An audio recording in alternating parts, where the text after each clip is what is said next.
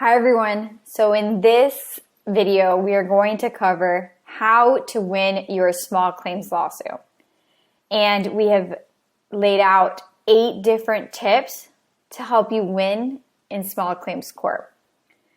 To many, it's going to be a surprise that a lot of the tips are procedural, as there are some tricky procedural steps you do have to complete in order to get your day in court. So the first one is, do you have a good case? In other words, are you right? Should you win? While in some disputes, it's going to be very obvious whether you should win. In other disputes, it may not be as clear. The types of disputes that are very obvious are, for example, when you lend someone money and they haven't paid you back. But then there's other disputes that involve a contract, and it may be a little bit more difficult to determine if you should win. But in general, for small claims, most people know whether they have a good case or not. They're not debating what their chances are, but when they do, you could always consult an attorney to review the specific facts of your lawsuit and to let you know what your probability is of winning. Otherwise, it's going to be up to the judge to decide whether you should win your small claims lawsuit. Tip number 2, have you filed your lawsuit in time? There is a deadline for when you have to file your lawsuit. This is called the statute of limitations. And every type of lawsuit is different. It's going to vary if you're suing based on a contract versus if you are suing based on an injury. For example, in California, you have 4 years to sue based on a written contract. So it really does vary, and this is set by the legislator. And if you do a quick Google search, statute of limitations, written contract, statute of limitations for property damage in California, you will be able to see what the statute of limitations for your particular type of dispute is. Tip number 3, are you suing the right person? So how can you win your small claims lawsuit if you aren't suing the right person? But you would be surprised that this can happen pretty commonly. For example, if you are suing over a security deposit, make sure you are suing your landlord and not the property management company.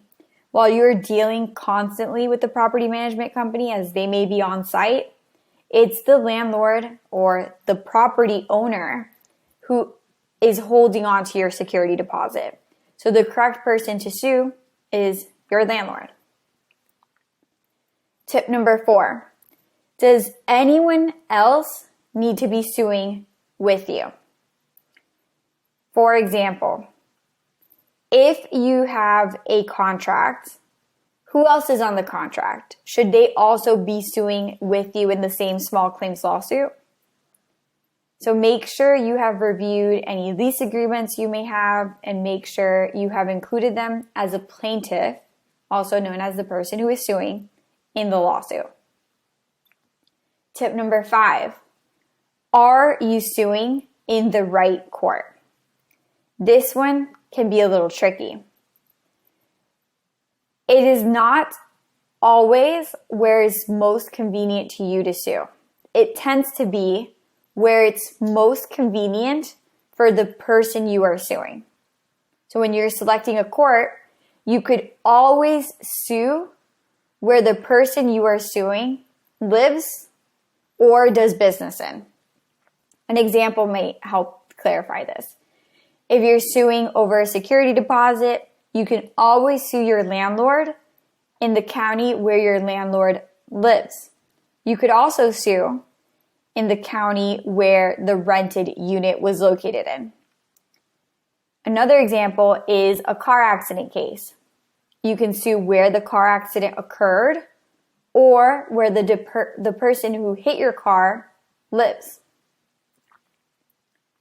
Tip number 6, Have you notified the person you sued about the lawsuit? And it's not just notifying them. You can't just send them an email, send them a text, I have sued you. There are very specific rules around this requirement. This is known as serving your small claims lawsuit. You have to have a neutral third party deliver the lawsuit documents to the person you have sued. You can deliver them to their home or to their work. And there are very, very specific rules. So make sure you review them before you're moving forward with your small claims lawsuit. You do not want to show up on the date of the hearing without having served the lawsuit and filed the proof of service, which is another document that shows the court that you have served your lawsuit. Someone has to certify that they have taken your lawsuit and notify the person you have sued about the lawsuit. Tip number 7, have you prepared your evidence? Don't show up to court unprepared. Don't show up to court with 50 pages stuffed in your backpack or your purse. You want to make sure you are showing up to court organized and ready to win. You can create a table of contents of your evidence. You can put page numbers so that when you're presenting at your hearing, you can say, Your Honor, turn to page 7 of my evidence packet. On page 7, you will be able to see a picture of how I left the unit when I moved out. On page 8, you'll be able to see the deductions the landlord sent me.